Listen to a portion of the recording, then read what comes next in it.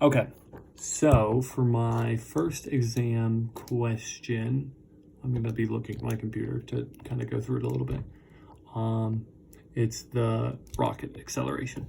And so what I did was, I did kind of the values they gave initially, like the first ones I could get from the little dials that they had.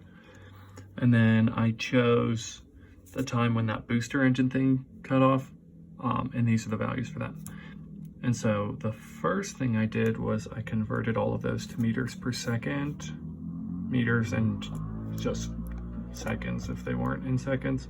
And then if you want to see that conversion, I did it down here. I just didn't write it all, but like 1 mile times 1.6093, and then times by 1,000 divided by 60 divided by 60 for the first two, for these meter per second ones from miles per hour. And then for the distance ones, I just convert, like I stopped here. So convert it to, oh, I stopped right here at the meter, sorry. But so these are my values, and then I just used the kinematic equations. And so I plugged in my V final, my V initial, accelerations are unknown, and then the change in time. And so here are those values. So 6,075, 529 acceleration, and then 276 seconds minus 26. And then I just in the next step combine those two.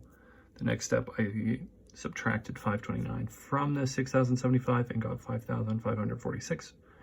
And then I divided that by 244 to get 22.7. And that's the acceleration. And then I wanted to check my work using the other equations, and I did the other two equations, and I got very different accelerations. And so I'm not really sure why that is. I've done all my math for them twice, and I get the same numbers for each equation. So I'm a little confused as to why these numbers are different. But I found online that there was this average acceleration equation, which is average acceleration is change in velocity over change in time. And that supports my first equation with 22.7. So I think that's the answer I want to stick with.